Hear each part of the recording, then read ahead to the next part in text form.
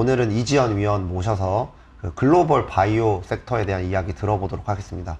먼저 인사드릴게요. 안녕하세요. 네, 안녕하세요. 네, 지금 뭐 국내도 국내지만 글로벌도 지금 바이오 굉장히 좋아요. 그럼 네. 진짜 2년 좀 넘게 바이오가 좀 들썩 있는 것 같은데 네네. 일단 바이오가 왜 올라가는지 좀 먼저 짚어봐야 될 것 같아요. 네네. 왜 오르는 거죠? 제약바이오 주가를 이끄는 네. 가장 큰 두 가지 요인이 첫 번째가 이제 신약 개발 관련된 이제 연구 개발 모멘텀이에요. 그렇죠. 네. 그래서 임상 뭐 결과가 잘 나왔다, 아니면 FDA 허가가 됐다, 아니면 네. 뭐 신약이 성공적으로 출시됐다 이런 게 있고요. 이제 두 번째가 M&A입니다. 네, 현재 이 두 가지 요인이 모두 다 작용을 하고 있고, 네. 그래서 오늘 말씀드릴 내용은 이 연구개발 관련된 네. 이제 비만 치료제, 또 알츠하이머 신약, 네. 그리고 세 번째로는 이제 M&A가 어떤지에 대해서 네. 좀 말씀을 드리려고 합니다. 사실 이 신약 부분도 보면은 아마 비만이랑 알츠하이머 저희가 네. 사실 작년부터도 많이 얘기했었던 부분인데 그렇죠. 이게 이제 실제로 이제 가시화됐다 이렇게 네, 나오는 네, 것 네. 같아요. 네. 먼저 좀 비만부터 좀 다뤄볼게요. 사실 이거는 지금 뭐 언론에서도 뭐 심지어 그 앨런 머스크도 지금 뭐 처방을 받았다 뭐 얘기가 나오면서 네. 굉장히 지금 뜨거운데 네. 요게 지금 왜 이렇게 뭐 주목을 받는 걸까요? 우선 체중 감량 신약이라고 하는 게 의료와 미용 영역을 아우르는 약간 역대급 거대 시장이잖아요. 네. 그렇죠. 그래서 미국에만 1억 명 이상의 그런 비만 환자들이 존재하고, 미국에서는 뭐 3명 중 1명꼴로 비만 환자가 있고요. 그래서 저희는 이제 시장 규모를 보수적으로 봤을 때 글로벌리 2030년까지 뭐 최소 500억 달러 규모에서 뭐 많게는 1000억 달러 규모로 보고 있습니다. 와. 그래서 이 시장에서 시장 그 점유율을 20%만 가져간다고 해도 정말 메가 블록버스터 의약품이 탄생할 수 있는 그러한 신시장이기 때문에 네. 이 시장을 누가 선점할지, 그렇죠. 그리고 어떻게 파일을 나눠 가질지, 이런 트렌드를 투자자분들이 민감하게 보시는 것 같아요. 네. 네네. 체중 감량 신약이 이제 노보노디스크 위고비 있는 것 같은데 네. 또 릴리랑 노보도 각각 네. 이제 새로운 물질들을 좀 개발하고 있죠. 네네. 네. 노보노디스크의 위고비가 네. 이제 가장 먼저 출시된 차세대 체중 감량 신약인데요. 네. 사실 이 신약으로 노보노디스크가 유럽 스탁스 600에서 루이비통 다음으로 큰 기업이 되는데 정말 한몫을 한 그러한 신약입니다. 우뚝 섰죠. 네, 우뚝 섰습니다. 네. 위고비 매출액이 크게 증가하면서 네. 이번 실적, 그러니까 1분기 실적에서도 노보노디스크의 이 비만 부문 매출액이 네. 한화로는 1조 5천억 원, 그러니까 전년 동기 대비해서 131% 정도 증가한 그러한 네. 실적을 보였습니다. 분기에만인 거죠. 네, 분기에만이요. 네. 그래서 미국 내 수요가 급증을 하고 있는 상황이고, 네. 공급이 부족하기 때문에 지금 미국, 덴마크, 그리고 노르웨이에서밖에 출시가 되지 않았습니다. 아시아 출시는 아직 하지도 않은 상황이고요. 맞아요. 네. 네.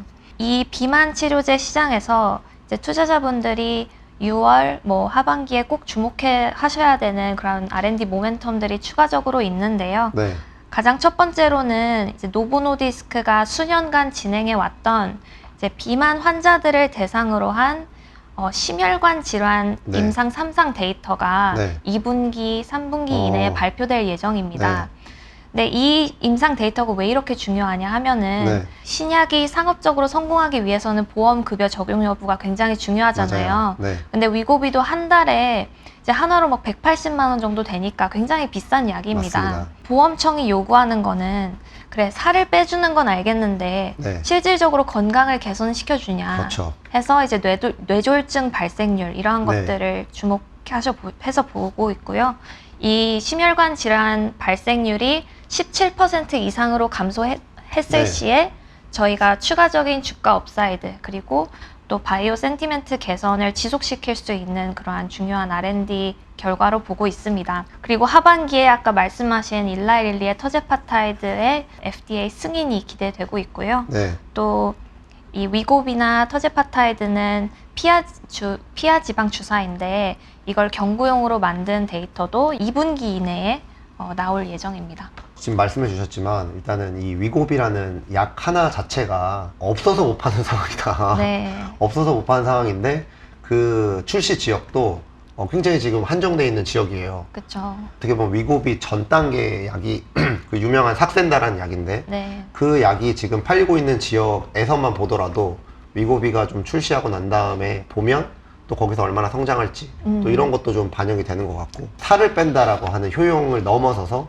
이 그 비만 자체가 다른 질병에 영향을 주기 때문에 네. 이거를 제거하면 다른 질병도 개선될 수 있다. 이 데이터까지 지금 확보하려고 한다는 거죠. 네. 실제로 지금 비만은 질병으로 사실 WHO인가요? 그래서 질병으로 좀 구분을 지정을 했다는 걸로 좀 알고 있는데, 단순하게 웰니스 영역일 뿐 아니라 의료 목적도 분명히 있다라는 걸 좀 알고 계셨으면 이것도 좀 도움이 될 것 같습니다. 네. 알츠하이머 좀 다뤄봐야 될 것 같은데, 사실 알츠하이머는 바이오젠 때문에 굉장히 뜨거워졌다가 네. 바이오젠 때문에 또 사실 또 차가워진 영역이기도 해요. 그쵸. 근데 지금 보면 또 다시 또 뜨거워지는 것 같아요. 네. 최근 이제 5월 3일자로 일라이 릴리가 또 하나의 홈런을 쳤는데요. 네. 이제 개발 중이던 알츠하이머 신약 치료제 후보 물질인 도나네맙이라는 물질이 네. 임상 3상에서 위약군 대비해서 알츠하이머 환자들의 인지 저하 속도를 35% 정도 개선시켰다, 그러니까 네. 늦췄다라는 긍정적인 데이터를 발표하면서 이제 국내뿐만 아니라 글로벌 제약 바이오들의 주가 반등을 좀 이어오게 만든 그런 이벤트가 있었습니다. 그래서 알츠하이머 질병 같은 경우에는 이제 굉장히 복잡한 질병이잖아요. 그 개발하기도 되게 그렇죠. 어렵고 네. 내년 이맘때쯤이면 알츠하이머 신약이 2개 정도가 시장에 나와 있을 수 와. 있을 그런 기대감으로 이제 투자자분들이 알츠하이머 신약 시장에 좀 주목을 하고 있는 것 같습니다. 그래서 이 덕분에 일라이릴리는 지금, 그러니까 오늘 촬영자 기준으로 사노피, 화이자, 모더나 시총을 합한 것보다 더 많은 4,100억 달러로 이제 또 올라섰습니다. 진짜 이 팬데믹 전으로 이 노보랑 릴리의 위상이, 특히 주식시장에서 위상이 굉장히 달라진 것 같아요. 네. 엄청나게 지금 좋아졌고, 근데 또 사실 저희가 작년부터 많이 말씀드렸던 종목이기도 하거든요. 그렇죠. 네. 역시 믿고 보는 미래에셋인 것 같습니다. 네, 그렇습니다. 그러면 저희 신약 결국 이제 오늘 얘기해줄 큰 2가지 테마 중에서 네. 신약 관련된 데이터 그리고 네. 신약 개발에 대한 이벤트들에 대해서 좀 말씀해 주셨고요. 네. 그러면 이제 2번째로 중요했던 테마죠. M&A. 음. M&A. 사실 M&A도 저희가 좀 많이 말씀드렸던 내용인데, 사실 그동안 M&A가 많이 안 나왔었어요. 네, 맞아요. 근데 지금은 좀 뭔가 달라졌나요? 지금은 확실히 좀 분위기가 달라진 것 같습니다. 네. 그러니까 빅파마들, 그러니까 대형 제약사들이 재작년, 작년 해서 이제 주가 하락으로 인해서 굉장히 저평가되어 있는 바이오텍들을 네. 인수를 하면서 이제 투자자분들의 그런 주목을 다시 바이오 쪽으로 이끌게 된 것 같고요. 네. 잠재적으로 M&A 타깃이 될 수 있는 그런 바이오 기업들의 밸류가 올라오면서 네. 바이오 주가도 같이 올라오고 있는 그런 모습을 보이고 있습니다. 네. 그래서 올해까지만 하더라도 10억 달러 이상의 그런 미국 바이오텍 M&A가 7건 이상이 발생을 했는데요. 네.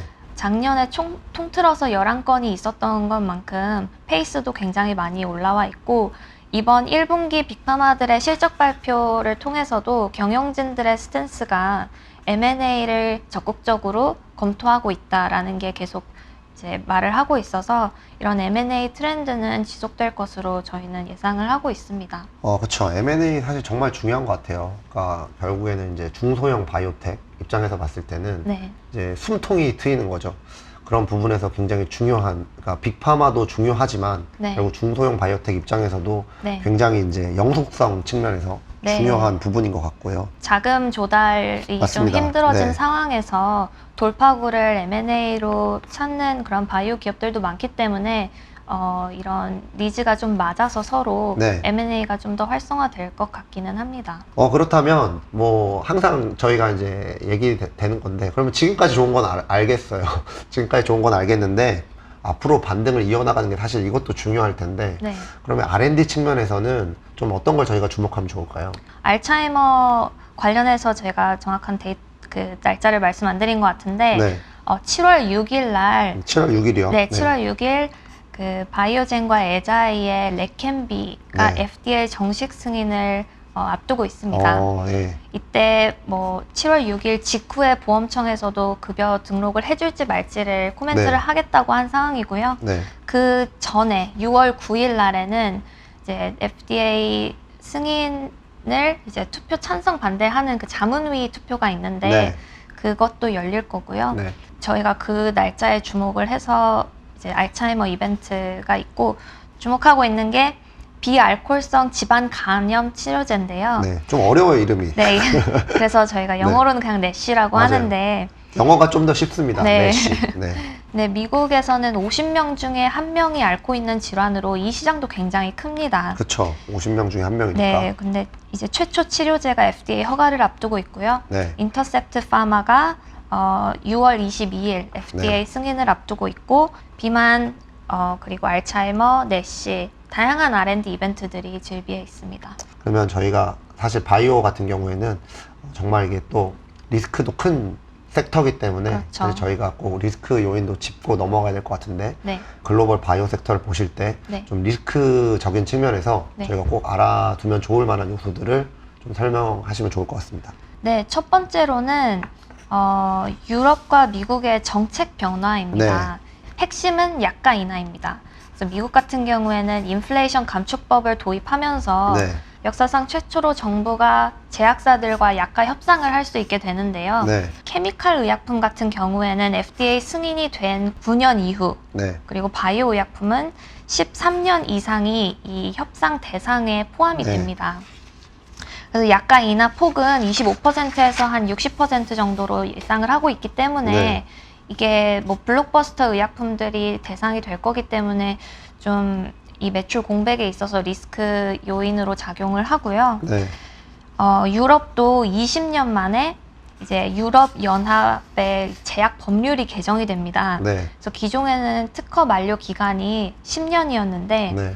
이제 8년으로 줄고요. 네. 만약에 2년을 메꾸고 싶다면 허가된 지 2년 안에 모든 유럽 네. 연합 국가에서 네. 신약을 출시를 해야만 이 2년을 연장을 해줍니다. 주겠다는 얘기 같은데. 네, 그래서 실질적으로 네. 굉장히 어렵다고 제약사들이 얘기하고 있고요. 사례를 들어서 말씀을 드리면 이 케미컬 의약품이 만약에 특허 기간이 주로 한 14년 정도 되는데 이게 네. 9년으로 줄면 네. 현재 가치로 따졌을 때 신약 후보 물질의 가치가 거의 50% 이상이 떨어집니다. 그러네요. 그렇기 때문에 뭐 빅파마, 바이오테크, 국내 제약사들 뭐 포함해서 굉장히 중요한 이슈로 좀 보셔야 되고요. 블록버스터 의약품들의 특허 만료가 도래를 했고 그렇죠. 저희가 2030년까지 150개 이상의 브랜드 의약품들이 약 4천억 달러 매출 감소가 예상이 되고 있는 상황입니다. 그래서 M&A와 연결을 해서 보면 네. 그래서 빅파마들이 그렇게 바이오테크들을 태핑하고 새로운 맞습니다. 신규 후보 물질을 도입을 하려고 하는 그런 네. 모습이 이해가 되실 것 같아요. 그리고 마지막으로는 지금은 좀 리스크가 떨어지고는 있지만 코로나19 신약 그리고 백신 이러한 매출액이 많이 발생했던 기업들의 매출 공백도 있었고요. 네, 이 세 가지 리스크를 좀 체크하고 기업에 투자를 하셔야 될 것 같습니다. 맞습니다. 그 네네. 리스크를 잘 헤쳐나갈 수 있는 전략을 제시하는 기업들은 또 좋은 기회가 될 수도 있겠죠. 그렇죠. 네. 네. 네, 이상으로 저희 그 글로벌 바이오 섹터에 대한 이야기도 들어봤고요. 이제 마지막 3편 남았습니다. 글로벌 이제 의료기기 섹터에 좀 최근 동향들 설명드리도록 하겠습니다. 감사합니다.